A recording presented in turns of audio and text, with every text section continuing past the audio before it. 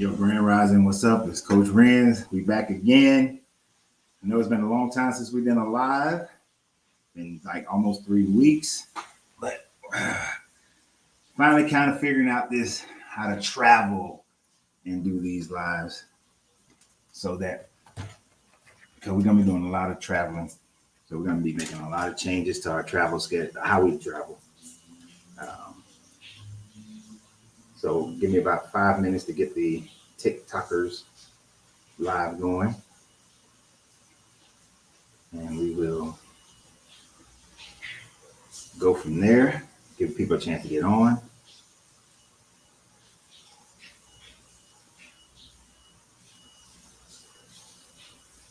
Oh, we're in El Paso right now, by the way. We're in El Paso. So we had to make a detour.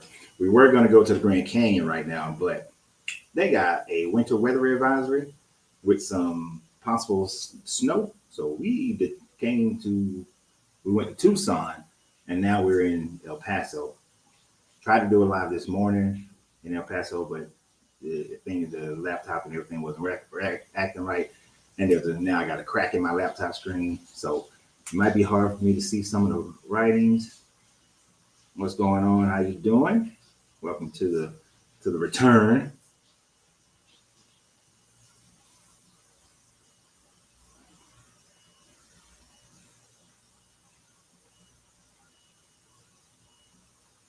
Getting things back the way we need to do them. Plus, I'll get back to shooting more videos as well. Weren't able to do as many as I like over this time frame.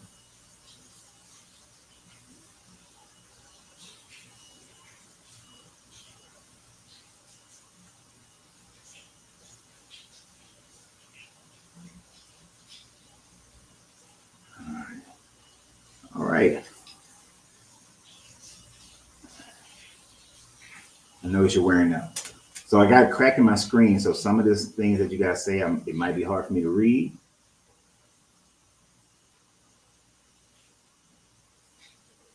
So the best way for me to throw things up here.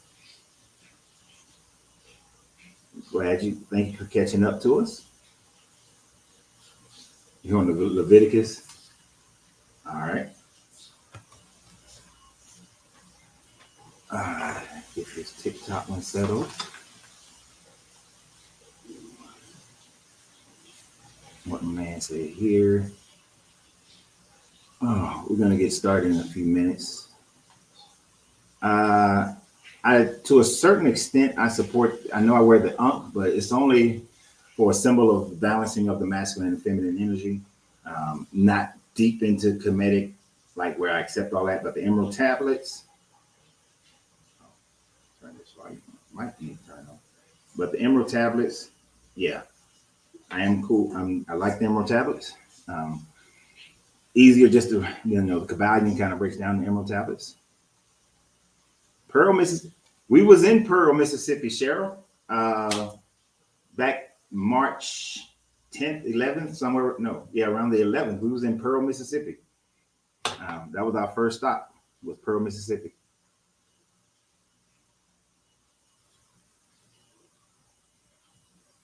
So that would have been cool. I did run into a guy, Tony Matthews in Vegas. So that was cool.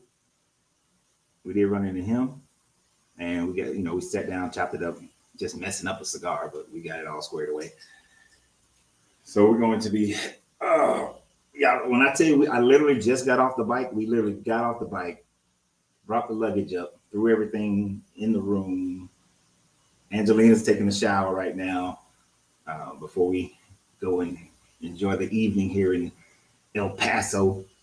But I had to get a live in. So we're gonna do this thing. I know it's late for my later time than I normally do it. But it's cool. It's cool. Oh, you'll be in touch. Okay. Yeah, I wish we would have caught up in when we was in Pearl. That'd have been cool. I'm probably gonna be throwing up a lot more comments on the Facebook and YouTube feed because my screen got cracked. And so I can't really see what everybody's writing too well. I evidently got to get a new laptop now. So tonight, Debbie, I'm mad at you.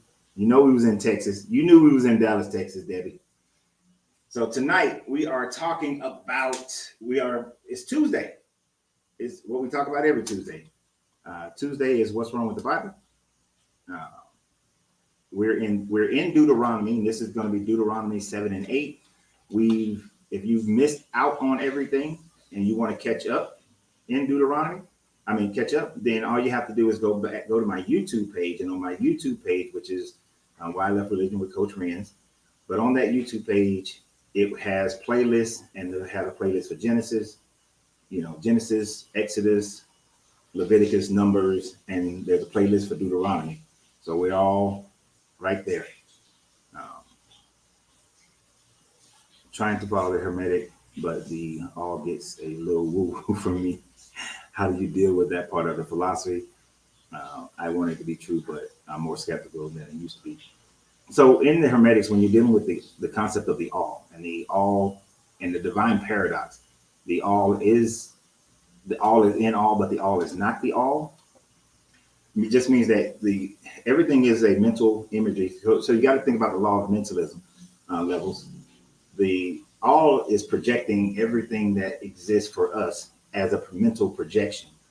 So the all is in everything because of the mental energy, but all are not the all, meaning that we are not the all, but just are encompassed within the all. So we don't have consciousness of the all. So that's the best way to express it, because if there is any kind of intelligent design to all of this, it would have to be that way. Now, I'm still skeptical on whether or not there is the all. But if there was to be, it would be that, and it would be non-emotional, because what we're going to get into in Deuteronomy 7, we're going to see a lot of this emotional deity at play. But I did videos on Hermeticism and the all. Actually, we levels, go to, you're on YouTube already. So look for a playlist that says Kabbalion. And we read through the Kabbalion. I broke the whole Kabbalion down. So go to that playlist and you'll be able to find everything. Okay.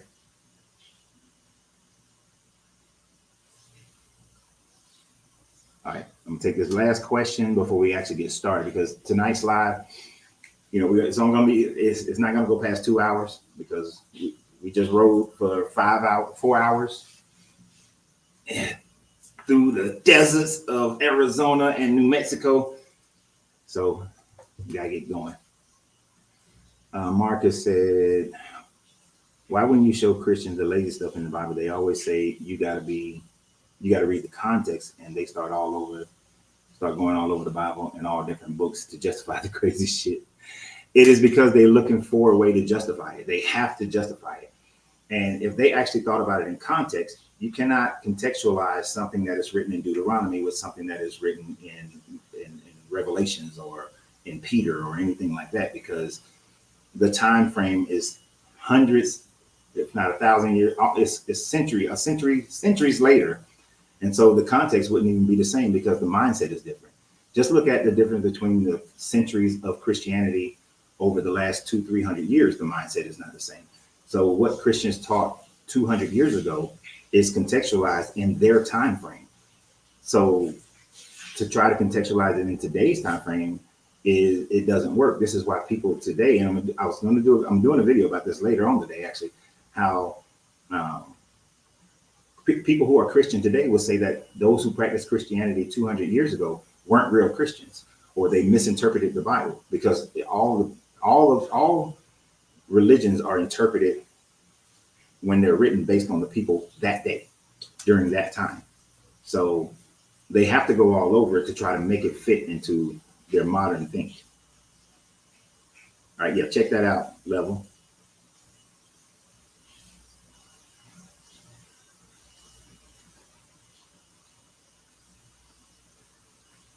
What was this? Oh, hi, Evelyn. How you doing? We are adults, so we can take compliments without people getting all in their feelings. A lot of people are in a relationship with people can't do that. Yeah, the trip is going great. We've had a few mishaps, but it's been going great. So let's get started because I definitely want to get into this reading today, and then I also have some time to just to chit chat. So we got at least 2 hours, around 2 hours that we're going to do today. So we're going to start in today is Leviticus, and I haven't. It's been cold all right today, so I got to have some sun. So I got the sun all in my face. And I do got a little sunburn. I don't know how well y'all can tell from the first part going from Dallas to El Paso last week when it was in the high 70s. Like I said, my screen is cracked, but I'm going to try to read this as well as I possibly can.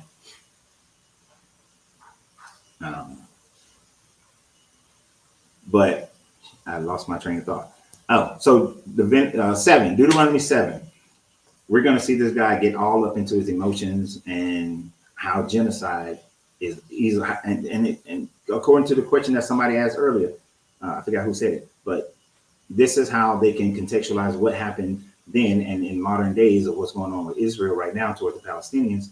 This is how they can justify their genocide of people, because what we're going to see in 7 is this deity going into full genocidal maniac mentality. So if you are dealing with a Christian and they say that this God is not genocidal, this is one of those chapters where he commands them.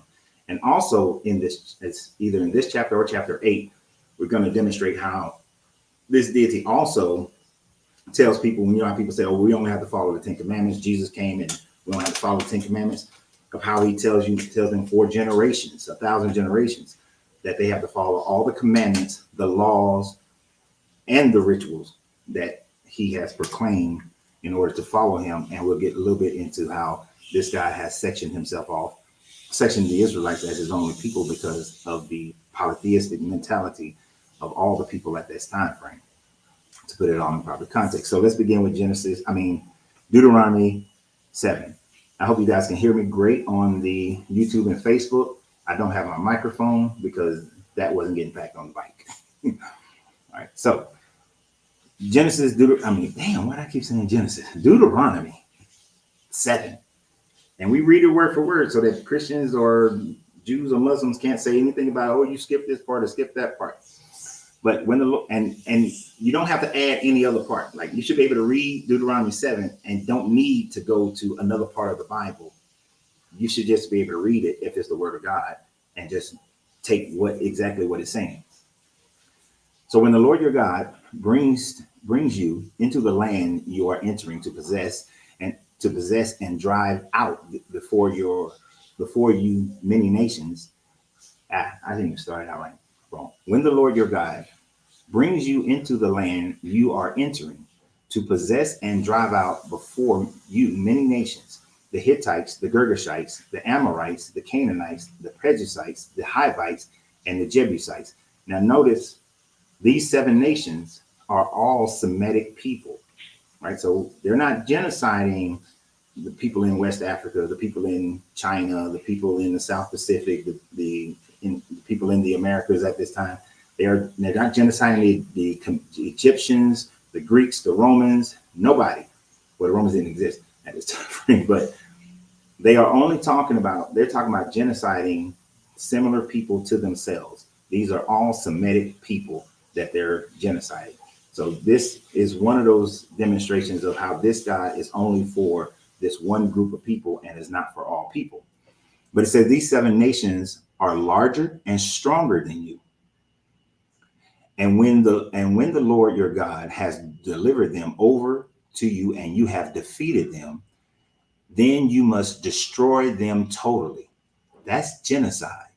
No other way to cut it. And understand the level of this genocide. According to this book, the number of Israelites at this time frame is roughly about 2 million people. You're going to genocide 7 nations of people who are larger than them. So, and this is not talking about size, this is numbers, larger than them. So each one has over 2 million people. So you're talking about them genociding upwards from 14 million, but since they're larger, from 14 million to 20 million people. Now, suffice it to say, at the time frame that this is supposedly happening, there was not 20 million people, 14 to 20 million people in the Levant at that time frame, especially not in the area that the Israelites were entering into. There was not 14 to 20 million people, right? Just no way whatsoever were there 20 million people, 14 million people at this time frame. So that in itself is like, okay, you're hyping the number to make yourselves look better and look good, to say that they were stronger and they were larger. But because this God is just your God and they have their own gods, that you're going to win and defeat these people. But it says that you must utterly destroy them, in totally and complete. Don't leave anybody behind. That means kill all the old people, kill all the men, kill all the women, and kill all the children. Kill everybody. There is absolutely no way a Christian, Muslim, or Jew should be able to justify the mass murdering of 14 to 20 million people. If somebody did that today, i.e. Israel, trying to, we would call that a genocide and acts of crime and war crimes for that level of genocide. And to kill all the non-combatants, that's ridiculous. But that is what this God requires. And here's why he says, this God says that this: do not intermarry with them. Do not give your daughters to their sons, or take mercy. Wait a minute. You will show them. Wait a minute. I messed up. I missed a line. So you must totally destroy them. You must destroy them totally. Make no treaty with them. So don't even, okay, we won, but we're going to make a treaty, have some trade, things like that. No. Make no treaty with them and show them no mercy. So even when you see the mother and she's holding her baby in fear and fright, don't worry about that. Genocide them anyway. Kill them anyway. Right? So don't even show them any mercy. Do not intermarry with them. Do not give your daughters to their sons, or take their daughters as your sons, for they will turn your children away from following me to serve other gods. And the Lord's anger will burn against you, and the Lord's anger will burn against you and will quickly destroy you. So that's his whole reason for genocide. And so that you can't marry their daughters, so that you can't have your daughters marry your sons, because if you did, you will walk away from this God. Now he's already saying that these people, loyalty to him is so weak that he has to put this threat in there. And the threat is there because he doesn't want to lose any of his followers. He got to keep his followers with himself. Otherwise, he fails. Because you marry somebody else, you're going to start following their religion. And that is something that does happen. But this guy will be so angry about it because he would then destroy you, because Yahweh was only promised the children of Israel. That's it. Just to promise the children of Israel. So he don't want them intermarrying. This is what you are to do to them. Break down their altars, smash their sacred stones, cut down their Asherah poles, and burn their idols in the fire. Because this part, now remember, Deuteronomy is being written during the time frame of Hezekiah. It's not being written during the time frame of Moses, written during the time frame of Hezekiah. Hezekiah is trying to move the Israelites away from their polytheistic belief that Yahweh had a wife named Asherah. So you want to cut down their Asherah poles. You want to take away their religion. But you think about this now. How does colonialism happen? You smash their altars. You take away their gods. And then you make their gods yours. But in this case, they're going to utterly destroy these people. So this God has to completely wipe these people out so that his people will not follow anything else. And if they don't, hold on. Wow. I guess people on TikTok got into their feelings. This is why I don't like doing TikTok lives, because I haven't even said anything crazy, but they done suspended me on TikTok live. Oh, well, Forget TikTok Live. I don't like them anyway. This is ooh. TikTok censors the shit out of religion, but lets some people get up there and shake the booty. They can do that all day. So anyway, back to the subject matter. Actually, I'm gonna make it a little easier. I knew this was going to happen. I thought this may happen, and I was going to go ahead and put the live on, but it's okay. We're good. I was going to do the reading from my phone, but we'll just stay where we are. All right, so continue. Where was it? This is what you burn their eyes fire. For you are a people holy to the Lord your God. The Lord your God has chosen you out of all the peoples on the face of the earth to be his people, his treasured possession. Now, if you guys remember the video I did based off of Dan McClellan's video, and later on in Deuteronomy, it talks about how Elyon, the Most High, gave a portion of all the people to different individual gods, and Yahweh was given the Israelites as their deity for them to follow, his people. This is why it continues to speak in this manner. But in addition to what Dan was talking about, I elaborated to the fact that it is similar to how the Sumerian version, that Anu, the Most High, the sky god, after seeing all the Anunnaki warring and fighting and whatnot, then said, okay, you know what? We're going to divide up the people amongst the other Anunnaki. And Enlil got the people that will become the Israelites. And he took Abraham. And so this is just confirmation, more confirmation of that aspect of it, of him saying that I chose you people, because these are the people that were allotted to Enlil. And I know some people say, no, it's not big. That's the Sumerian wrote that way before the Hebrew people wrote anything. But they are his possession, his treasured possessions. So this is why he doesn't want them following any other deities. All right. Continuing in verse 7. The Lord did not set his affections on you or choose you because you were more numerous than other people, for you were the fewest of all people. But it was because the Lord loved you and kept the oath he swore to you, to your ancestors, that he brought you out with a mighty hand and redeemed you from the land of slavery, from the power of the Pharaoh, king of Egypt. Know therefore that the Lord your God is God. He is the faithful God, keeping his covenant of love to 1,000 generations of those who love him and keep his commandments. But those who hate, I want to stop right there for a second. I want you to think about what this Bible is just saying here. That he's bragging about, hey, I brought you guys out of Egypt. You need to keep on worshiping me. You better keep worshiping me. Don't you even dare not to. All right? You can do whatever you want, baby. We're in a hotel. You're going to be walking around. You're fine. But he's saying he's going to keep this covenant of love to 1,000 generations if they follow him. Right? Keeping his covenant for 1,000 generations. A generation, depending upon what scale you're looking at it, is anywhere from 25 years to 40 years. So you're talking about 25,000 to 40,000 years of this guy supposedly keeping his love and keeping his promises, his covenant to these people. There is absolutely no amount of time frame to which these people receive even the smallest percentage of that covenant. At no time have the Israelite people had the entire landmass to which they were supposed to get based on this covenant. And we're talking about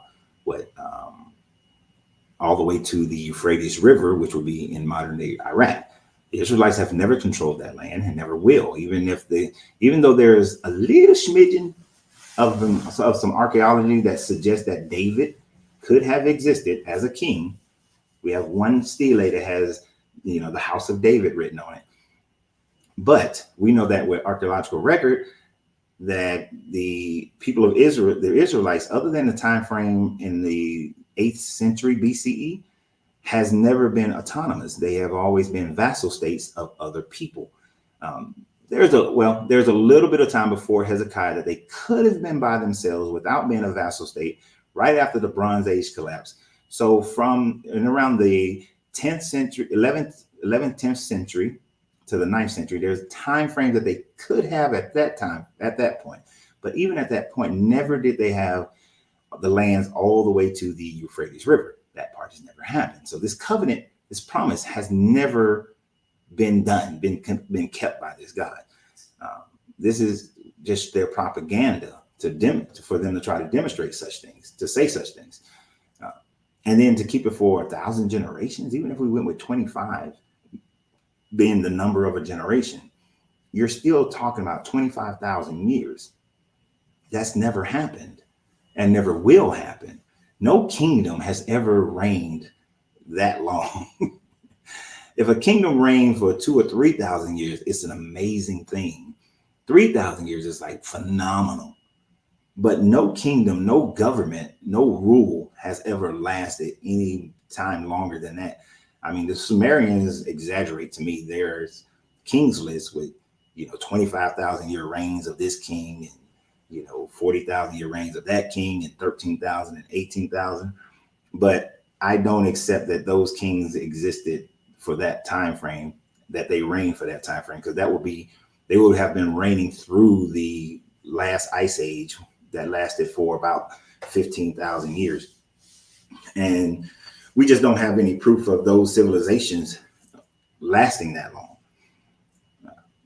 But that would then lead you more into the Anunnaki story and not the biblical story. So let's continue, because this part, but he says, those who love him and keep his commandments. Those who hate him will repay to their face. No, those who hate him, he will repay to their face by destruction. He will not be slow to repay to their face those who hate him. And this is, you ever wonder why Christians say that if you don't believe in this God, then you hate this God? Because that's effectively what he's saying here. If you don't love this God, follow this God, then ultimately you are hating this God. But there's a bunch of people on here right now. You're there. I don't love you like you should love a God. I mean, like as a human, yeah, general human love, sure. But, I don't, for those of you on here that I don't know, I don't hate you. There's no hate. That's a big reach to go into hate. I hate that, you don't love me, you hate me, right? So the guy that's walking across the street over there, he doesn't know me. So because he doesn't love me, he hates me. It's ridiculous, right? But this is that mentality that you get from Christians all the time, that if you don't, and I get those comments all the time. Oh, why do you hate God so much? I don't hate your God. I just don't believe in your God. I disapprove of your God vehemently, but I don't hate your God. Hate is so strong. And plus, how can I hate something that doesn't exist? That's even more so. But let's continue. Therefore, take care to follow and here, when they say that they only have to follow the 10 commandments, therefore take care to follow the commands, decrees, and laws I give you today. So they are to follow all the commands, all the decrees, and the laws that he gives them today. So when the Hebrew Israelites or the Christians, the Catholics, the Protestants, the Baptists, when all of them saying that we're under a new covenant, we don't have to follow the laws and da. Hey, the new covenant was just, you didn't have to make the sacrifices anymore in order to gain forgiveness for your transgressions against this God. Jesus supposedly did all the sacrificing that you need. You were still supposed to follow the commandments, the decrees, and the laws, because he said he didn't come to take nothing from it. So right here, he's reaffirming you are to follow not just the commands, but the decrees and the laws that this God gives you.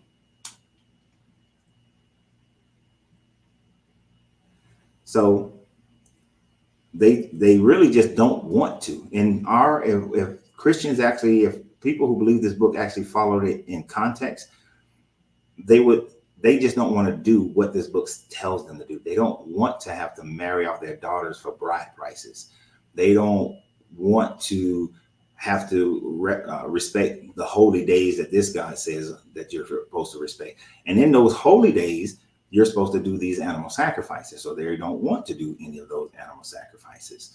So instead, they say, oh, we don't have to follow the laws. We only have to follow the 10 Commandments, because the 10 Commandments don't tell you to kill any animals. But all these other commands and all the other decrees and all the other laws tells you that you got to sacrifice animals, that a woman is unclean when she's on her cycle, and you can't touch anything or touch her, and you'll be unclean, and she's unclean, and having a baby is unclean, and you got to get some doves when the baby is born to cleanse yourself and the baby. You don't want to do all those things. So instead, they mental gymnastic them ways out of it by saying, oh, Jesus' covenant covers everything. So now that's why the Christianity can be whatever they want it to be. So continue. If you pay attention to these laws and are careful to follow them, then the Lord your God will keep his covenant of love with you, as he swore to your ancestors. He will He will love you and bless you and increase your numbers. He will bless the fruit of your womb, the crops of your land, the grain, the new wine, the olive oil, the calves of your herds, and the lambs of your flocks, in the lands he swore to your ancestors to give you. You will be blessed more than any other people. None of your men or women will be childless, nor will any of your livestock be without young. The Lord will keep you free from every disease. He will not inflict on you the horrible diseases you knew in Egypt, but he will inflict them on all who hate you. You must destroy all the people the Lord God gives over to you. Do not look on them with pity, and do not serve their gods, for that will be a snare to you. There has been no point in time where every Israelite man and woman were producing children without issues. There's never been a point in time where they were not having some type of disease going through their land. But this is why people say, oh, if you're, remember in the Job story, his three so-called friends were like, oh, you had to have done something, Job, because according to their teachings, when you keep God's commandments and you show that love to this God, that's why you got all the stuff you had in the beginning, the good kids, the wife, you had all the animals and the land, you had all this good stuff going to you because you were blessed. See, the more faithful you are to this God, then the more money and wealth and good life that you have. But anytime things go wrong, then it's because you're not keeping it. You get a disease, you did something. God's not showing you favor. And isn't that what they teach in the churches? I just saw a video with TD Jakes talking about when you're walking, God shows you favor, and favor ain't fair. And when you get that favor and it's better than what everybody else is getting, is because you're walking with this God. But this is how they get that mentality. This is where that type of teaching comes from. But we know that there's been no time frame that these people have gone without these issues. Christians caught COVID. Jews caught COVID. Muslims caught COVID, and they all used the Old Testament, and they all had people who died from COVID. What happened? Were the people who died from COVID those who were not keeping the covenants, the commands, the decrees, were not keeping the laws? In true statement, though, you can say yes, because none of them keep it. None of them are sacrificing animals. None of them are considering themselves clean or unclean, depending upon what they've done. You know, the Christian mortician is unclean every day because he's touching dead bodies. How many Christian doctors or Muslim doctors, Jewish doctors touch a dead body? They would all be unclean. They don't go through the cleansing process. But yet, a lot of them are wealthy, have great kids, and have great lives. But it's not because of this God. It's because of the decisions that they have made in their lives, and the decisions that other people have over them have been to their favor. But even at that, if you looked at their lives, they have suffered something. They've caught some type of disease at some point, whether it's the flu or anything else. So it's just a bunch of bullshit. Because like I said, you got people writing this a millennial after the event supposedly happened, so they can just make shit up. So let's continue. Because so this is why they have to go and kill the people. Now, Christian will say, well, this was in context of if they genocided these people, then this is what they were going to receive. Because he's saying, because it ends with, do not look on them with pity and do not serve their gods, for this will be a snare to you. Yeah, but he said this is for 1,000 generations. If they go and genocide these people, this benefit was going to be to them for 1,000 generations. So it is not just for this time frame, but the condition for them to get it is to utterly genocide these people. So you may say to yourselves, these nations are stronger than we are. How can we drive them out? But do not be afraid of them. Remember well that the Lord your God did what the Lord your God did to Pharaoh and to all Egypt. You saw with your own eyes the great trials, the signs, the wonders, the mighty hand and outreached arm, which the Lord your God brought out to you. The Lord your God will do the same to all the people you now fear. Moreover, the Lord your God will send hornets among them, even until even the survivors who hide from you are perished. So this God is going to send murder hornets to go and kill the people who escape, to make sure that none of them survive. So this God is going to participate in this genocide.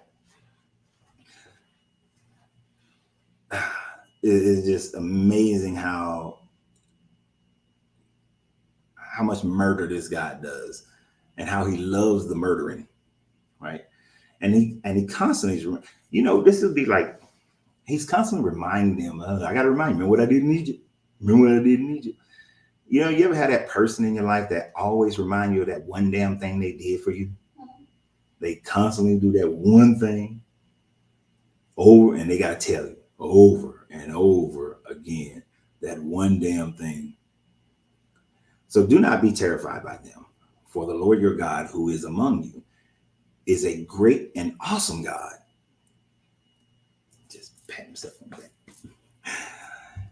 The Lord your God will drive out those nations before you, little by little. You will not be allowed to eliminate them all at once, or the wild animals will multiply around you. So you can't do it as small parts. You got to drive them out little by little. Can't do it all at the same time. You do it all at the same time, then they're gonna jump you. But the Lord your God will deliver them over to you, throwing them into the great confusion until they are destroyed. Because basically saying, I'm not going to let them say that, damn, the Israelites is killing everybody. Let's gather together and come against them. He will give their kings into your hand, and you will wipe out their names from under heaven. Yet we do know the names of these different kings, so I guess that part didn't happen. No one will be able to stand up against you. You will destroy them. The images of their gods you will burn in the fire. Do not covet the silver and gold on them, and do not take it for yourselves, or you will be ensnared by it, for it is detestable to the Lord your God. Do not bring a detestable thing into your house, or you, like it, will be set apart for destruction.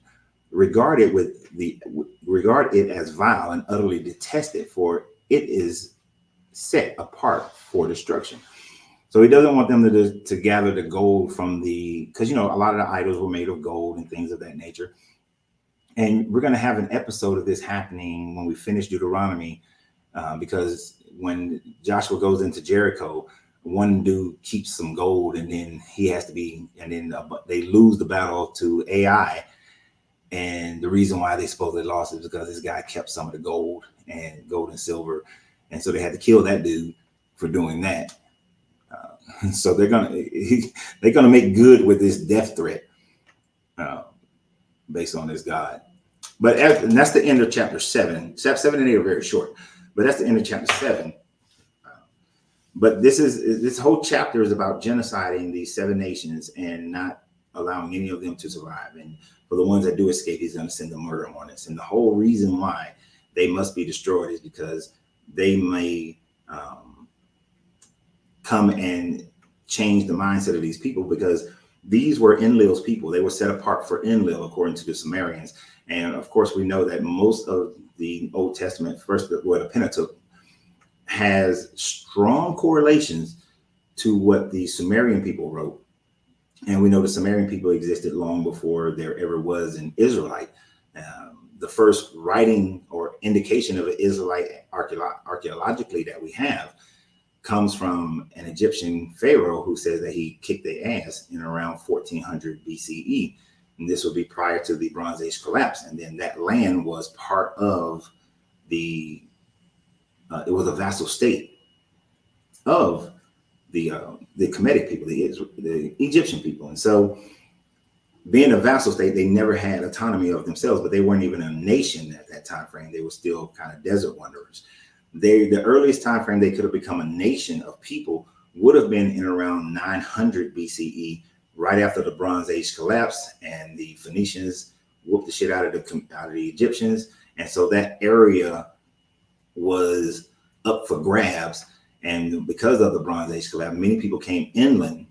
And when they came inland, that's where the Israelites people would have been, the little wandering tribe, the nomadic tribe of them. So really, they're just basing it off that. And that would have been the earliest time. Prior to that, there's no such thing as an Israelite. They simply did not exist. Now, I know I missed a lot of questions because I like to get through a chapter first. And oh my gosh, with this crack in my screen and it got like a whole bunch of lines, it's hard to see.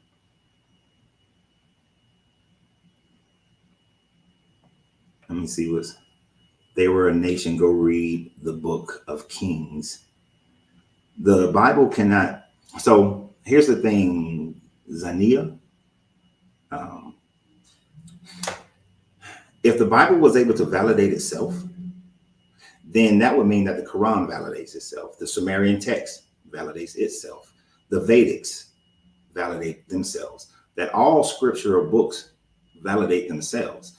And since we know that archaeology goes against what these books say happened for real, you cannot say go read the book of Kings and that validates that these people ruled during these time frames. Because if that's the case, then the Sumerians had kings who ruled for 25,000 years. So if you accept the Bible, the book, somebody writing that down, then logically you have to accept that somebody wrote the Sumerian kings list down, the Kemetic kings list down, the Babylonian kings list down, and you have to accept those 25,000 years of one person ruling during that time frame. Otherwise, no. So without any kind of archaeological evidence, your statement is completely invalid as far as the book of Kings verifying, because it does not verify anything at all. You would have to have other things, pottery, coins, buildings, structures, worship structures, but you don't have any of that. You don't have any of that. Nothing about the Israelites predates 1400 BCE. Nothing, not one thing of an Israelite predates that. So, no, sir, that doesn't hold up.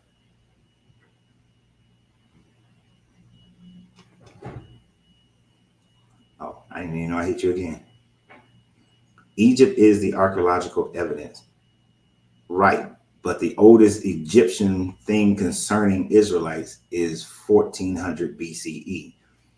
The Moses story, this Deuteronomy story is supposedly happening in around the 1500 BCE. The Kemetics have absolutely zero archaeology on the Exodus ever happening, on the Israelites being this big ass group of slaves, of Joseph being second tier to a pharaoh. There's none of that in the Kemetic history. So you might want to go and look that up again. And I know that you wrote, I'm not even gonna bother with, they changed the names. That's a bullshit excuse, my guy. That's a bullshit excuse. Sorry. I'm not trying to be, I'm a nice guy, but when stupid shit like that, I'm not a nice guy.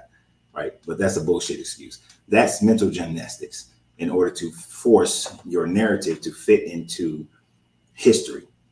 The Bible is not a history book. There are some historical things in it, but it is not in itself a telling of history. And it would go against the Kemetic history. It would go against the Akkadian history. If the Bible kingship was true, then there were Israelite kings during the time frame of Emperor Sargon when he had the Akkadian Empire, which did encompass this area of the Levant. But they cannot. But there's archaeological evidence for Sargon and him conquering that area. There's no evidence of an Israelite king during that time frame. So, no, we're not going to do that today. We're not doing that. Not even a little bit. Oh, wait a minute. Wait. What did he say? First King Ezra is King Solomon building the temple. Okay, see, you need to get your time right. You're trying to say that Ezra is King Solomon? Is that what you're trying to say?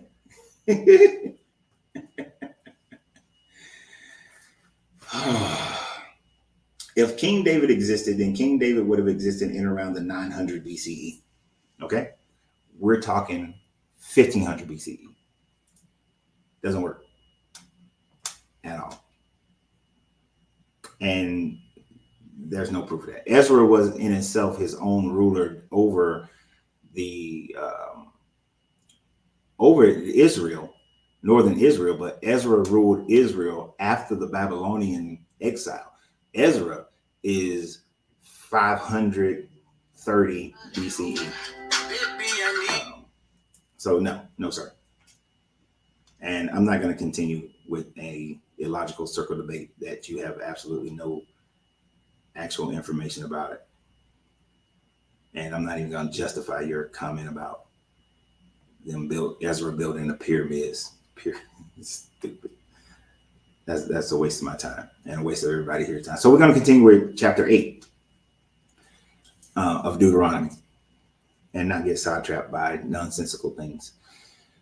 So, well, the whole book is nonsensical, but this is why we read it, to understand it, so that we continue to walk away from it.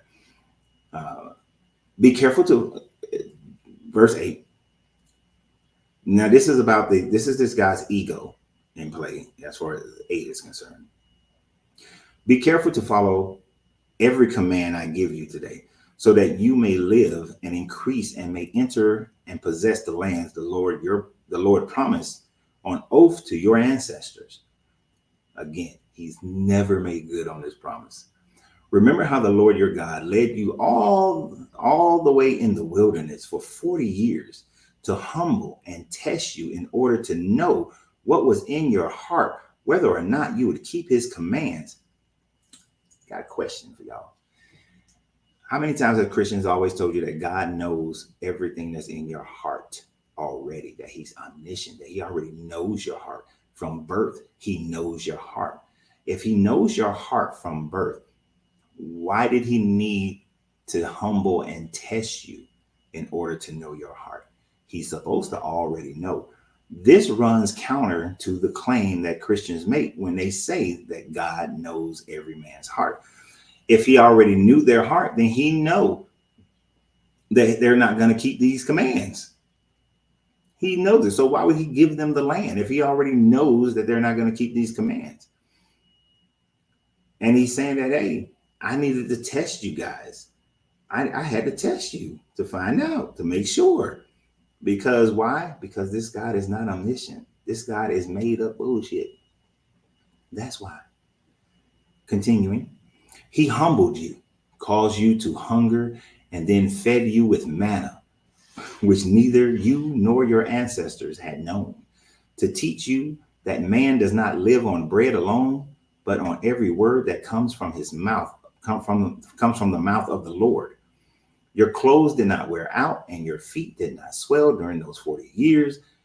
Know then in your heart that as a man disciplines his son, so the Lord God disciplines you. So you were in slavery. You cried out for me. I heard your cry. But then I brought you out. But then I had to test you to make sure. And don't forget, I gave you manna from heaven, which we know is either bird shit or insect shit. Most likely, most scholars think that it's earth insect shit, literally, and that they picked up and ground into dough and made bread out of it. But also remember when they cried about we hungry, we hungry. He gave them like I think that we did the numbers, the math. It was like 1.3 trillion quail, and punished the shit out of them because they said they were hungry, right? But he has to know their heart. He has to test them, and he has to discipline them to test them, like we do, like humans do. This God has been humanized so many times because he does what regular humans who are not omniscient have to do constantly. And if he has to do what regular humans do, why does he deserve any worship? He does not deserve any worship. Continuing, observe the commands of your Lord, of the Lord your God, walking in obedience to him and revering him. For the Lord your God is bringing you into a good land, a land with brooks and streams and deep springs gushing out into the valleys and hills, a land with wheat and barley, vines and fig trees, pomegranates, olive oil and honey, a land where bread will not be scarce and you will lack nothing, a land where the rocks are iron and you can dig copper out of the hills. And the reason so he's making this like, ooh, girl, come on over here, come live with me. Stop living with that bum over there. I got a penthouse apartment. I got the Maybach. You know what I'm saying? We eating. What was that cheese you had today, baby? Oh, she sleep. It's some cheese she had today. She was like, oh my gosh, this is some great cheese. Whatever this cheese was, it got all the good stuff. All the good stuff. Like, come here, girl. Basically. What was that cheese you had today? That cheese, that what was that at breakfast? You don't remember? I'm gonna be done by the time you get your minute. Anyway, but also the iron and copper at this time frame. So this also lets you. This is also one of those indicators that let you know the time frame that this was written, because to be able to dig out. So if this was during the time frame of Moses, copper would not have been. Copper and iron would not have been such high demand, but copper and iron make great weapons and make great shielding. So this was definitely something that was major during the time frame of Hezekiah to have copper and iron, right? So he's throwing that out there where they can dig out the copper and iron, but we also know that it's not a finite supply of it. So 25,000 years, it's going to run out. You're not going to have all of that for 25,000 years. What'd you say? Oh, mascarpone. Is it mascarpone? Y'all need to try y'all some mascarpone cheese. That stuff is great. I started to steal her French toast this morning because of that thing. Anyway, I'm going to have that mascarpone cheese. To continue, when you have eaten and are satisfied, the Lord your God, for the good land he has given you, be careful that you do not forget the Lord your God, failing to observe his commands, his laws, his decrees, and that I am giving you this day. So again, he's reminding them, you got to follow all the commands, all the laws, all the decrees that he gives you in order to get the good stuff. In order to have that mascarpone cheese, you got to follow all the laws.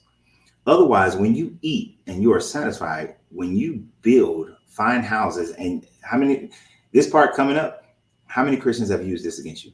Otherwise, when you eat and are satisfied, when you build fine houses and settle down, and when your herds and flocks grow large and your silver and gold increase, and all you have is multiplied, then your heart will become proud and you will forget the Lord your God, who brought you out of Egypt, out of slavery. He led you through the vast and dreadful wilderness, that thirsty and wasteland and waterless land, with the venomous snakes and scorpions. He brought you water out of a hard rock.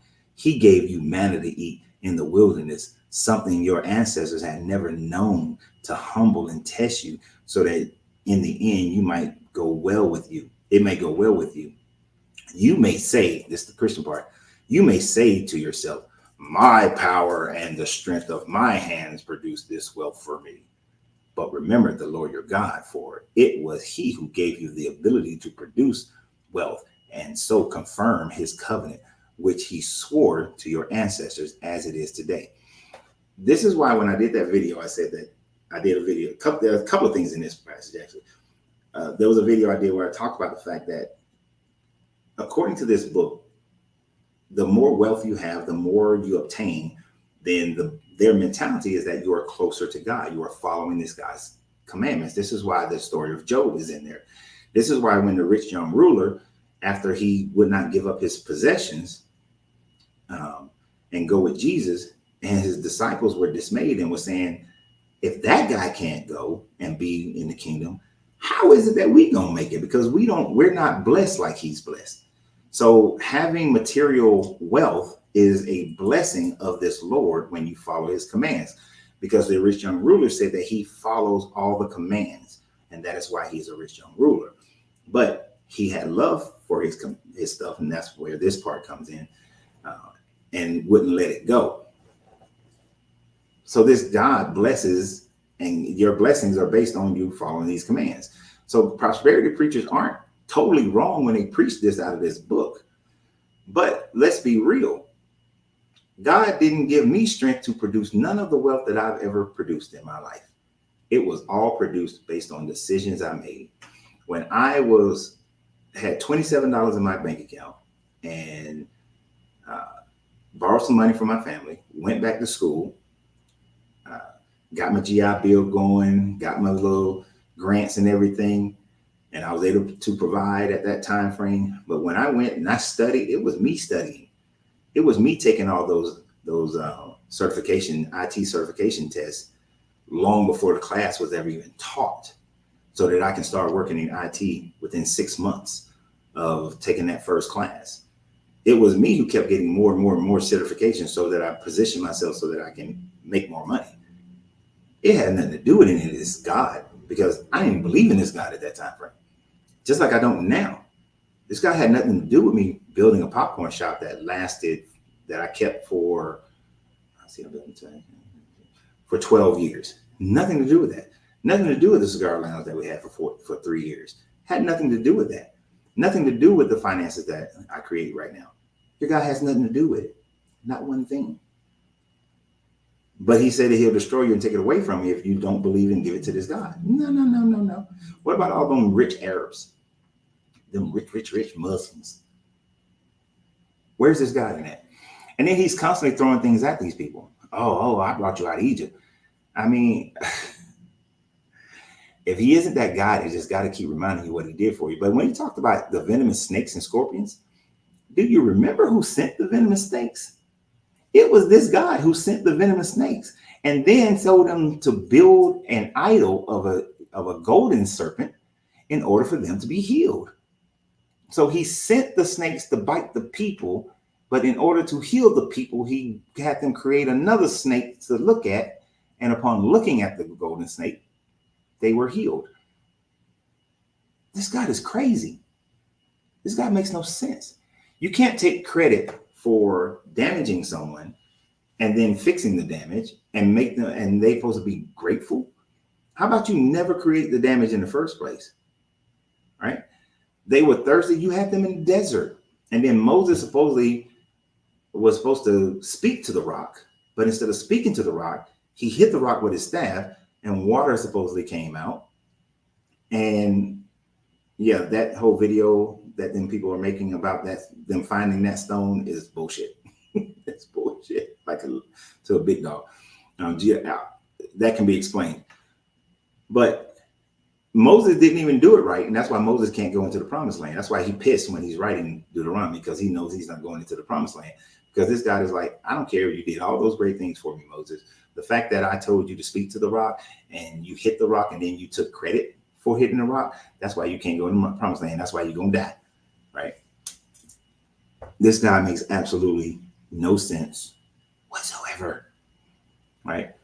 you send the venomous snakes. That's an abusive partner. You know how you have those controlling abusive partners who, oh, I beat you. You didn't do this the way I wanted you to, so I beat you. Now, if you don't want this beating, keep doing it the way I told you, but I beat you so that you can get, right. It was to test you and discipline you. That's this kind of God's thing. It's not like I'm going to punish you by sending some heavy rains and you just get wet, or I'm going to punish you by, making it a little bit of a drought. You still survive. No, I sent some snakes that killed like thousands of people. That's this God.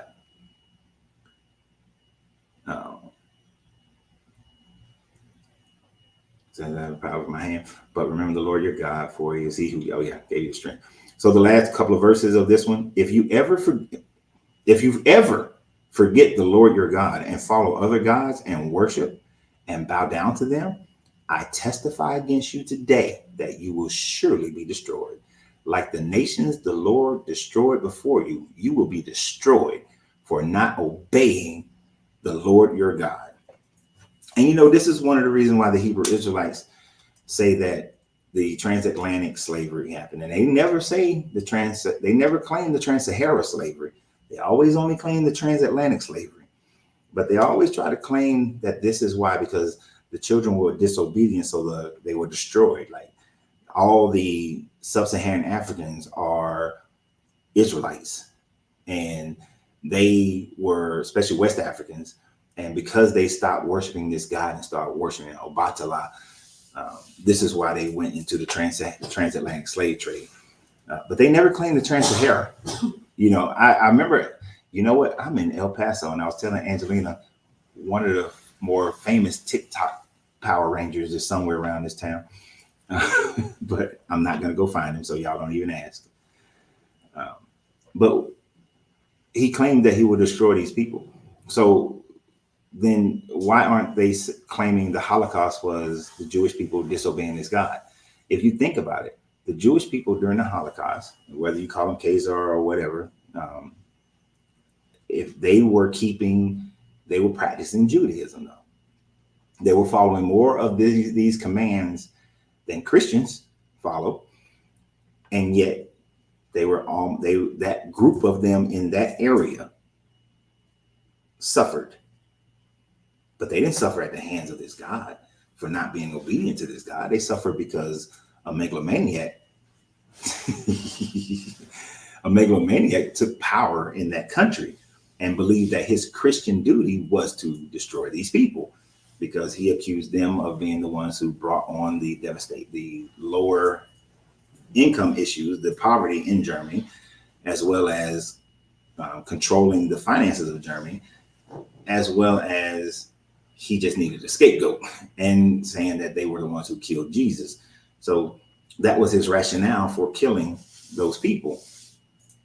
But so this God sent Hitler to do that because they were being more obedient than most other people who follow these religions. And the person who did it is a person who follows this religion, just with the twist of Jesus. So after the first set of African slaves came to America, and after the first generation goes, and the second generation is born into Christianity, they are following Christianity. They don't get any relief, no freedom. They lived and they died under subjugation. But from birth, they follow this God, this book. The next generation, the same thing. The next generation, the same thing. For 200 plus years, Africans enslaved in America, and the indigenous who were enslaved in America, were forced to follow this book. But generations later, they do it by choice because they've been taught it, but yet still was in slavery. After slavery ended, you got another almost 200 years, 100 plus years of Jim Crow, following this book, believing in this God, but yet still suffering through lynchings, still suffering through being murdered, being raped, all these things happening. Where was this God in all of that? These the people who were enslaved, the generations of those who were enslaved in America followed this book better than the ones who were enslaving them, yet they were the ones who had to suffer the most. They were the ones who suffered. Why? When we get into, I think it's Ezekiel, it says, no longer are the sins of the father passed down to the sons. So why are generation after generation suffering? Because this God's not real. Because man dictates what this God is and what he's not going to do. This has been demonstrated multiple times with this book of how man changes it and make it make sense for them. But what we do know, like my man right here just said, make it make sense. It doesn't. It does not. The only way this book makes sense is to recognize that this book was written by man, that men created it based on nationhood, propaganda, and what they saw in nature, and tried to make it seem like they had some level of understanding of it. And they were just products of their culture. They're products of their culture. So that's the end of Deuteronomy 8. So we still have a little bit of time so Angelina can get some rest before we go out for dinner and cigars. So we got a little bit of time left for any questions on any subject matter whatsoever. I do want to give some time for subject matter. If you have anything pertaining to this one. Now, if you wrote stuff before, because I said, I told in the beginning, I said I cracked the screen of my computer on the motorcycle ride because I overstuffed one compartment and smashed my bag. So I can't really see. I'm not going to scroll up into the old stuff like I sometimes would do. And I'm trying, I have to click people into the main area in order to see exactly what you're saying. All right, Victor, my question is, who was the priest/leader when Egypt took Israel into captivity? Are you talking, so if you're talking about in the in-between time of Joseph and Moses, the Bible doesn't say who was in charge. It just says that the pharaohs started forgetting Joseph. They didn't recognize Joseph's importance to Egypt. So it never names a priest or leader before that time.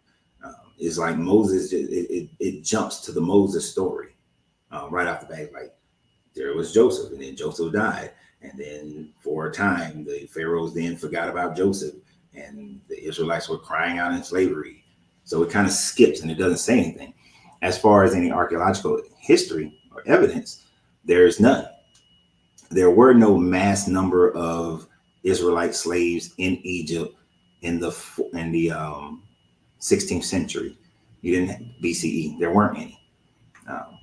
Could there have been could the people who have become Israelites, were some of them in Egypt? It possibly, more than likely. Some of the worshipers of the Aten who had to flee Egypt after the rule of Akhenaten fled into the Levant.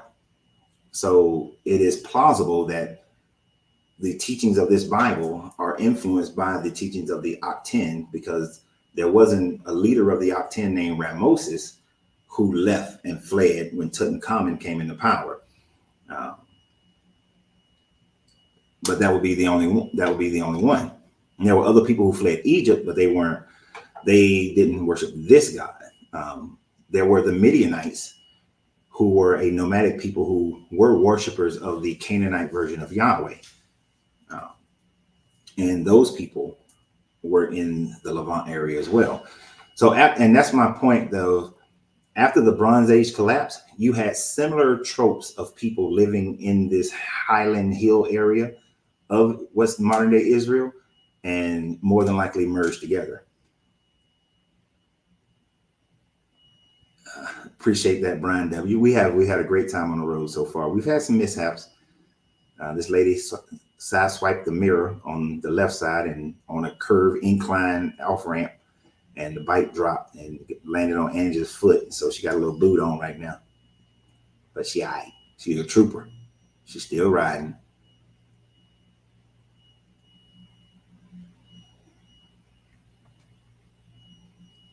No, the story, and that's what I'm saying. The story doesn't add up. When it looks at real history, the story doesn't add up at all, because the story is being written is written from the 9th century to the 6th century. The Pentateuch, 9th century to 6th century. So you're looking at 300 years of this book being written, roughly 300. No, 200 years. 8th century. Yeah, 8th century. Sorry, not 9th century, but 8th century to the 6th century, to the end of the 6th century, that this book is, that the Pentateuch is compiled. So these first 5 books are written during that time frame, and with the book of Job, it was being written too at that time frame. So you got these books written over a 200-year period, multiple authors, societies changing. They went from dealing with the Assyrians to having to deal with the Babylonians, to then dealing with the Persians, and then they're going to move into dealing with the Greeks. So there's a lot of influences that are going on at this time frame as they're trying to write this.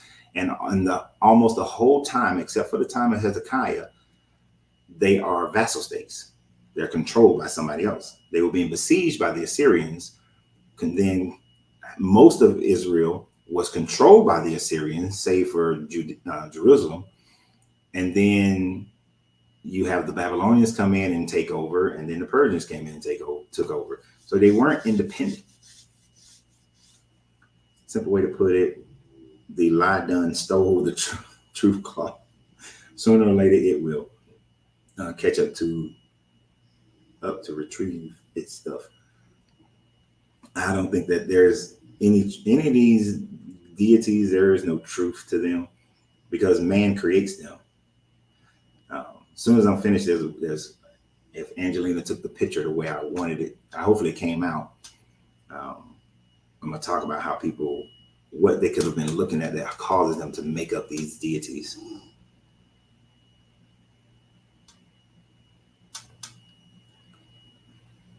Yep, we'll continue to have safe travels. Thank you. Brian W. Wasn't Moses named Joseph before he was, no. Moses in this book has always been Moses in this book.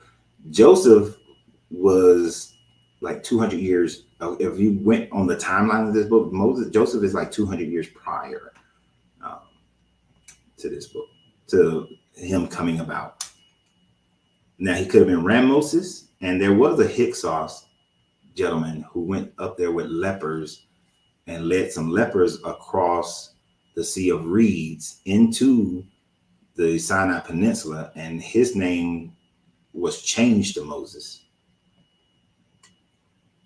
And that's why I'm saying you got Hyksos coming in, you got the worshippers of the Octin coming in, you got Shashu people coming in, and you got the Midianites who worship Yahweh coming in, and the Canaanites and these other people already worship a Yahweh, their version of Yahweh. And after the Bronze Age collapsed, they just all mixing. So you got like from 1200 BCE, from 1200 BCE to like 900 BCE, they're all mixing it up. And there possibly could have been a King David who initiated this kingdom of Israel, not Saul, in and around that 900 to 800 time frame. There was a stone that was found that talked about the house of, where it just mentioned the house of David. I'll find the information on that and bring it and do a video about it. I was in Egypt in 2022. I heard a story that said that Moses was actually a pharaoh, and he got kicked out of Egypt and took his followers and the Ark of the Covenant and fled. And that was the reason they chased after him, because he stole the whole story of Israel. This is a made-up story, and Moses was kicked out, but he wanted a one God system. So there were people like Sigmund Freud, who came up with the idea that once they discovered Akhenaten, and once they discovered the tomb of Akhenaten and started understanding what Akhenaten did, There were many who then started saying that Moses and Akhenaten were the same. And Akhenaten is the first pharaoh. Before that pharaoh, there weren't pharaohs, they were kings of Egypt. Akhenaten got rid of the polytheism and changed everything to monotheism under the Akhten, which was, they used the sun as a symbol. Now, of course, the religious leaders didn't like it, and some of the military didn't like him. So he ruled for about 17 years, 14 to 17 years. And after his rule, he was supposedly, we don't know, but most likely he was murdered, didn't flee. It was Ramoses, one of his priest followers, who did flee and fought a battle on the Red Sea against Tutankhamun as he fled. But this whole thing of them still in the covenant, there was something in a box inside the Great Pyramid that probably produced power, was a power amplifier. This is what Tesla based his free energy tower off of. So that's plausible that there was a power source that was in the Great Pyramids. But during the time of Tutankhamun, of Akhenaten, the pyramids weren't functioning that way because the Nile River had already moved too far away from it to function in the way that it is theorized to have functioned as a power source, as a power generator. But Akhenaten, some try to say that Akhenaten is the one who goes up to the Hyksos, becomes reverts back to the name Thutmose, and then changes it just to Moses, and then flees with lepers across into the Sinai Peninsula. But all of that is just speculation, and that is people like Sigmund Freud, and I can't remember the other famous person who came up with that one. But this is all of them trying to make the Bible fit into their history, because into what we know of history, because Sigmund Freud still yet was a Christian and is trying to make it fit. So who's the real? There is no real Moses. Moses is more than likely compiled from the stories of the Hyksos, the Akhten, Ramoses of the Akhten, and the Midianites and the Shashu people. So there is no real Moses. It is fabricated. It's a Johnny Appleseed story, There was a guy who planted some seeds in Maine, but then they made the story that he went all the way across to Washington State barefoot planting apple trees. So there's no real story. This is them making up the story. So the story of Moses as a baby named Joseph left in the river, saved by his Pharaoh's wife or sister. Where did that story come from? Most likely the story of Moses being left in the river was taken from the Akkadian story of Sargon the Great, which is probably a fable story about Sargon. See, great leaders usually, they have to make their birth special, so to separate them and make them different. This is why most of the great leaders have these amazing birth stories. So Sargon supposedly was born to his mother, but she couldn't take care of him for some reason, and she put him in a boat, sailed him down the Euphrates. The chief baker of the king of Arcadia at the time took him, brought him, made him his son. Sargon becomes the cupbearer to the king, and then shows his skill set and becomes the emperor, and then is the first one to create the Akkadian Empire, and often is referred to as the first emperor. But Arcadian's birth story of the boat, the little reed boat in the water, and then he found by somebody who's in the king's court, and then he grows in the king's court, and then creates this whole kingdom.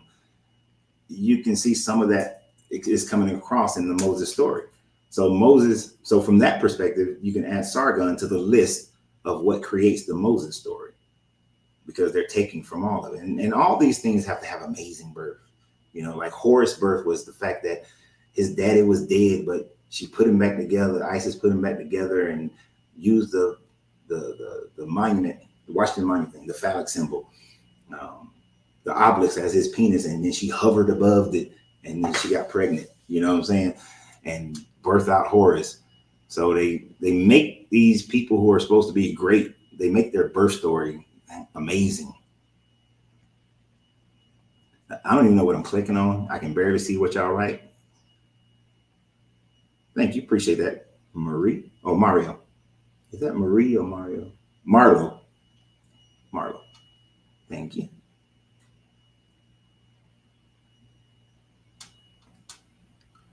So would you call yourself an antichrist?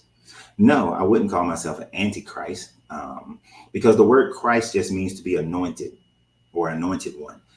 Christ is not a name. It's not a name of somebody. It's not something that only belongs to one person. Uh, having a Christ mind is kind of like having the Buddha mind, coming and becoming a Buddha. Anybody can become a Buddha. So Gautama Gupta just happened to be the one who started it all. But anybody can become a Buddha. Like the fat Buddha that you see is actually a Chinese guy who became a Buddha, whereas the Siddhartha was skinny, right? And he's Indian. He's from India. So Antichrist, no, because how we define the word, as far as how we define what having a Christ mind, is an elevated higher consciousness. So no, I'm not anti having a elevated higher consciousness, to recognize what's real and what's not real, to be able to see beyond the normal landscape that people are controlled into believing or accepting. So no, I wouldn't consider myself to be an antichrist.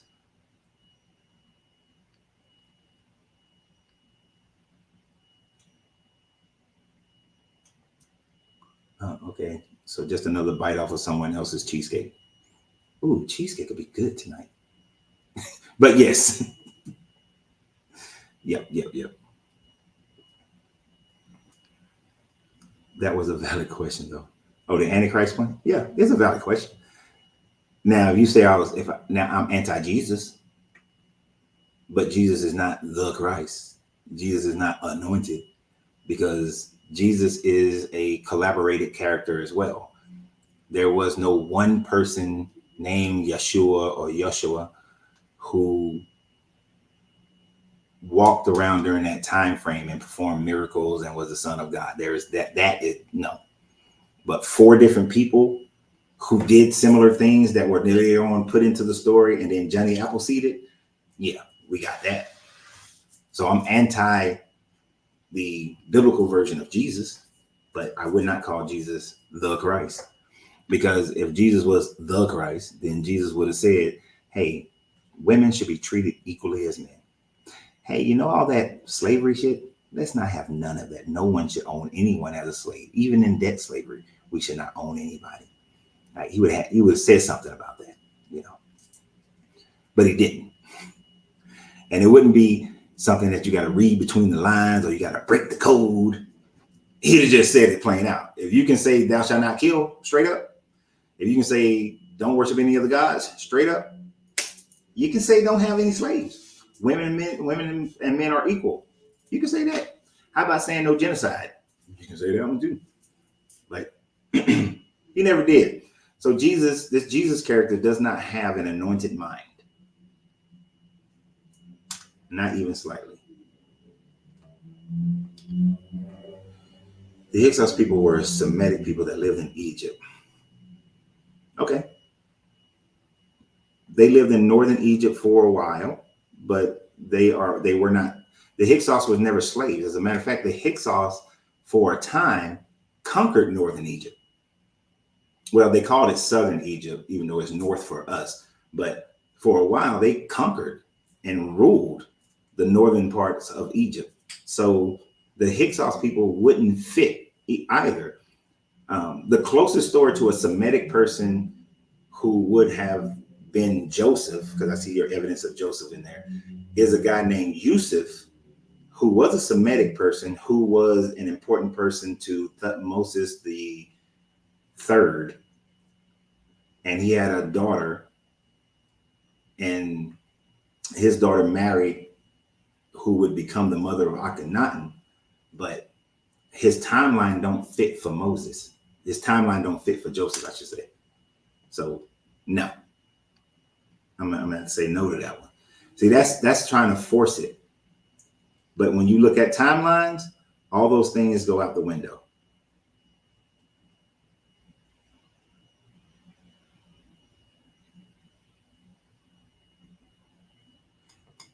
What is this? You do have a crime, you have a sentence. No, sir. I'm not even gonna bother with this. I'm not even gonna. First of all, the time frame that the entire time frame that the Israelites were in Egypt was more than 400 years. That's one. Second, they were only supposed, according to this book, enslaved in Egypt for about 237 of those years. So it doesn't even, the 400 number doesn't even match, and the years don't match. So no, and there's no archaeological proof of it. And if you got 2 million people walking around the Sinai Peninsula and then coming into the Levant, yet there would be evidence of them left, but there's zero evidence. There should be at least one piece of evidence, but there's none, not one.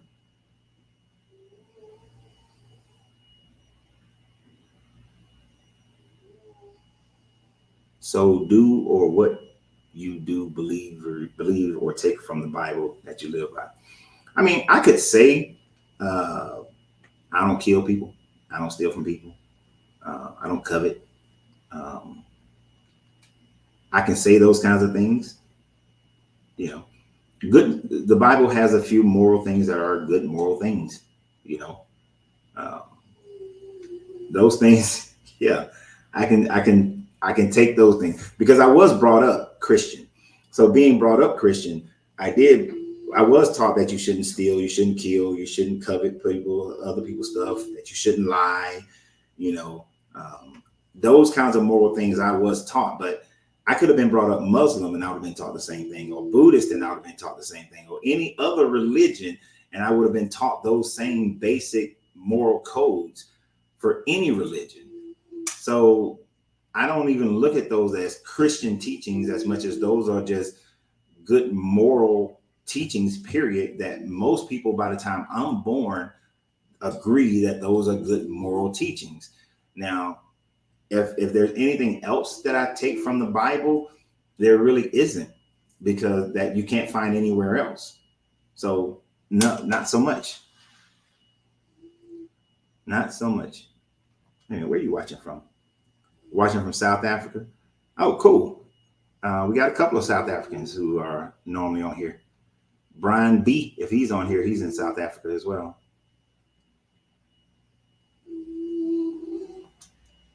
I would love to see you and Pastor Gino Jenkins have this discussion.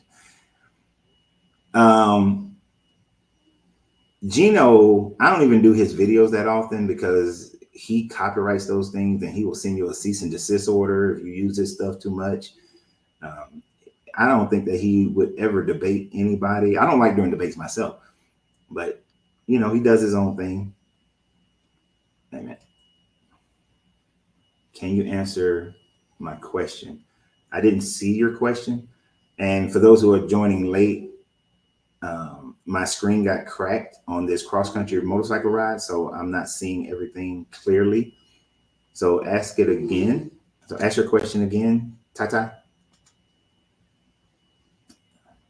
When I hate you for putting this one up here, Ivan, or the fact that I clicked on it because I plan on doing a video about this. When Jesus asked, should I pay taxes to Caesar? If Jesus was Christ, he would have said, money is a man thing and did not come from God. In a sense, he did. In a sense, he did. So the coinage that was produced at the time frame that Jesus would have been walking around was produced by, had Titus, Emperor Titus on it, and it said son of God. It had, Titus was a son of God. And it said that. So Titus, so when Jesus was saying, give unto Caesar what is Caesar, he's saying that this is man's money and this is man's claim. And then give unto God what is God. He effectively was saying that, you know, about paying taxes, which is why he didn't have a problem with paying taxes, because he's saying, hey, they think Titus is the son of God, so give it back to him. Give them their stuff. Now, the biggest issue in that one is the fact that this money, this tax that they were paying, it was a tax that allowed the Jews to not have to worship Titus and put a statue of Titus in their temples. So that's what that whole tax was, is to give them, because they had an exemption clause. The Jewish people did. They had an exemption clause to not have to worship Titus on this one holy day. And that's what the tax was. So he was saying, give, and since it said the Son of God on it, give it back to him. I was gonna make a video about that, but I'm still gonna do it. So the basic moral principles and code, where does it originate from? From man coming into civilization, from a group of people deciding that they want to live together, from the first man and woman that looked at the first groups of men and women that looked at each other and said, I want to have a family with you and build a community together. And the more and more men built communities which extend far beyond our recorded history, that's where morality comes from.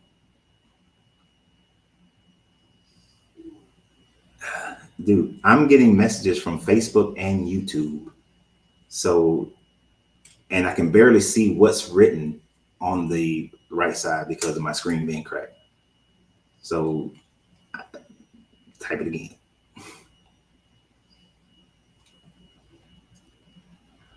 I don't understand that Jesus is God. Why would he implant himself into Mary, who was 14 years old Jewish girl? Why would a creator need even to do that? Exactly. He wouldn't need to. If he just wanted to be here, he could have just poofed himself into a full grown ass man body. If he can make Adam out of the dust, then he could have made his own body, did not have to come through woman. But they try to say that, well, he wanted to experience what man, and he had to be a human sacrifice. He still could have made himself human. Either way, he could have made himself human and then still do his own human sacrifice. Yes, it's dumb.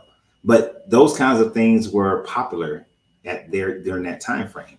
These magical births.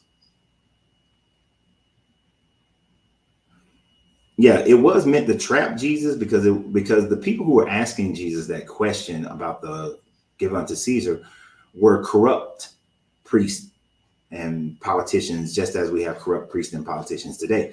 And so Jesus gaining a following, they want to shut that down. So in order to shut that down, I got this trap for you. But he outsmarted them. That's the way it's written. He outsmarted them by saying that, hey, this money belongs to the emperor anyway, so give it back to him. But yeah. Yep, at a church tax break.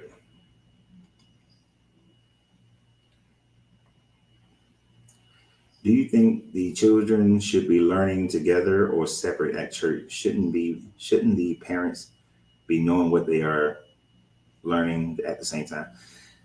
Yeah. Well, I remember being a child sitting in church and not understanding what the pastor's talking about. So children churches do benefit, but so for a time frame when I was a deacon and we separated and had children's church and teens church, and then you had a regular adult church, the people teaching teen church and children's church had to submit what they were teaching. I do think it needs to be a separation, though, because if you were going to teach a religion, because I can't, even if let's say I was teaching Hermeticism and as a church, as an organization, I would have the children's version, and if there are families in there, I'm gonna have a version that's for children, a version that's for teens, and a version that's for adults, because small children aren't gonna be able to understand what I'm telling the adults. So what is real? It is all just deities from Egypt down to Africa. I guess now I need to find this source and meditate. Well, all the deities are not out of Egypt. Other people had deities. Africa is huge. Africa had many tribes. The East Africans are the ones who ended up traveling and populating India and Asia, and from those populations, after they grew over thousands of years, populated the Americas, according to most scientific evidence. So they would have taken different beliefs and moved into India and then into Asia, and they would have changed over these thousands of years of them developing. I mean, imagine, I said this on a video last week, I think, if you were in Africa and you were in the plains and you had never seen an ocean, you don't have an ocean god. You might have a stream god, a waterfall god, but not an ocean god. But once people move to the ocean, they're going to start developing an ocean god. And then once you move into India and you start getting into the high mountains, you're going to start having mountain gods, because the people in the plains never saw mountains, so they didn't have a mountain god. Now they're going to have a mountain god. Now they're all going to have storm gods because all of them receive storms. But you see what I'm saying? So the religion, as the people change over generations and generations and generations, the identity and ideas of their God changes based also on how much scientific knowledge they've grown and progressed into. Because once you recognize where things come from, you stop. You know, we don't believe in mountain gods today because we know that there's no God sitting on top of the mountain because we went up and saw it, which is messing up another video I plan on doing today.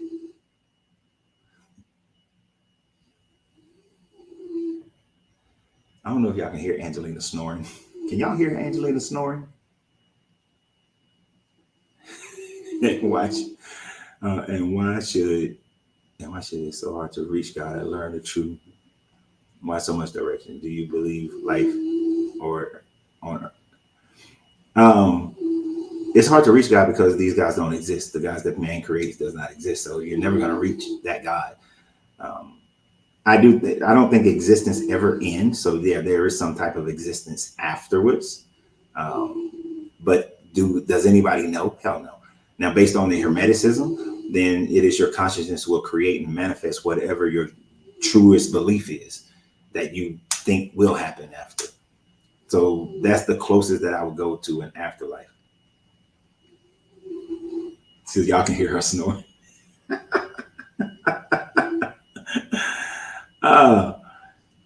What time is it? Shit, I'm in another time zone. I don't even know what time it is.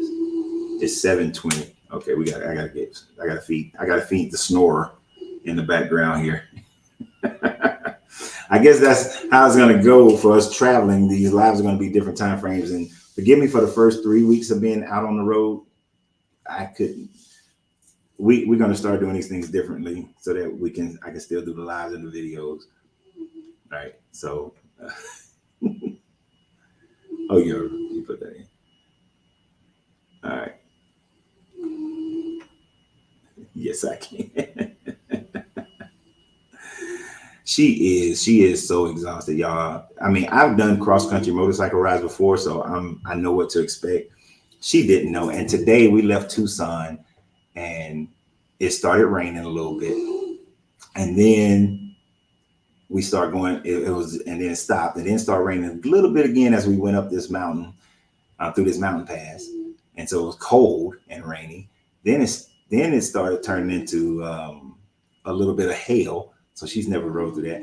Then we was coming across New Mexico and the crosswinds was blowing and I'm sideways going straight for a lot of that ride. And so the poor baby just beat down. She just got beat down. She just tired. She exhausted. And we've been gone since March 7th. So she been going through the ringer. That's why she knocked out right now. And tomorrow we're riding to San Antonio. So if anybody's in San Antonio, if you're in El Paso, we are going to a cigar lounge here in El Paso. I'm gonna get up in a minute and go get myself together so we can go to dinner and go to dinner. But if you're local, hit me up on in the email thing, Instant Messenger. Well, we're going, and if you're in San Antonio, hit me up.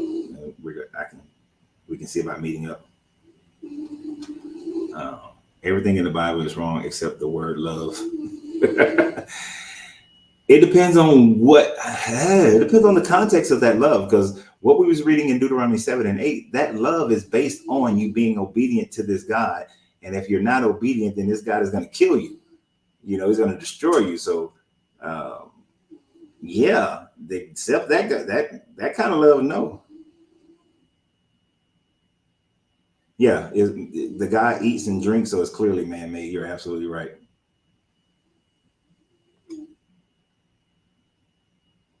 No, I'm glad it came up on your feed as well. Now, remember, you got to follow the channel.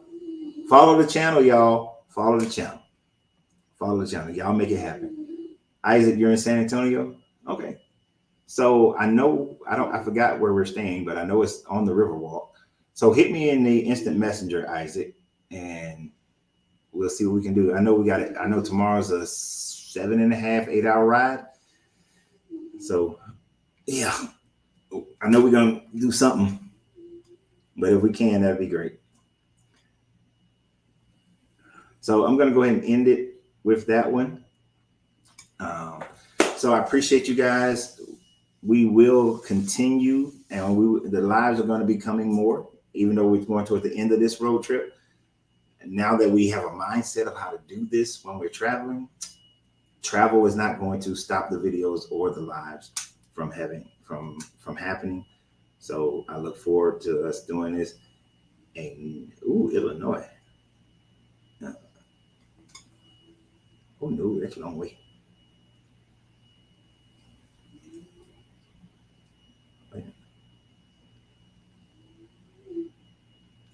We're going to delete that comment. We do not have spam. I don't allow spammers to leave their little comments on my stuff.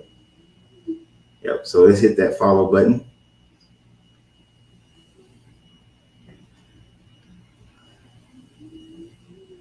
Mahindra, we're done though. I'm glad you're here, but yeah, it's been a minute. But we've been on the road. We've been traveling since the 7th of March, and we will. But now I know how to do it. So next time we travel, we will not do like we are right now. We rode from Tucson to El Paso. Tomorrow morning we're going to San Antonio. Right after the next day we're going to New Orleans. The next day we're going to Atlanta. We're going to start doing it where we go somewhere and we're there for 2 or 3 days. Go somewhere and be there for 2 or 3 days. That way it doesn't interfere with all of this, and I can keep everything going. The only thing that'll be different is the different time frames. All right. So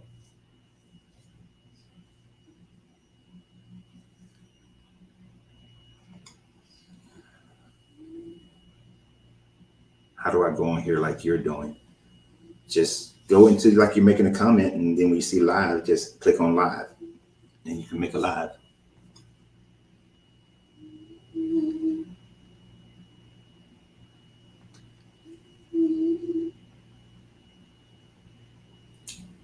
Oh, I can't stand when my Caribbean people come on here because it reminds me that I'm not going to feel that warmth. Enjoy that warmth. All right. I got to go for real. Gotta go. Wait a minute. That was a long speech without a cigar. I know, but we're in a hotel. I can't do that in the hotel, and it's cold outside, so I definitely wasn't going outside. But I appreciate you guys because we are about to go have dinner and then go to the cigar lounge that's not too far away from, like around the corner, really, from where we are. So y'all have a great day, and remember always you have to free yourself to be yourself because your greatness is non-negotiable. To which, while we was out, we're gonna have some shirts come out with that real soon. All right. So y'all have a great one, and I will. Yeah, next stop is San Antonio. Tomorrow.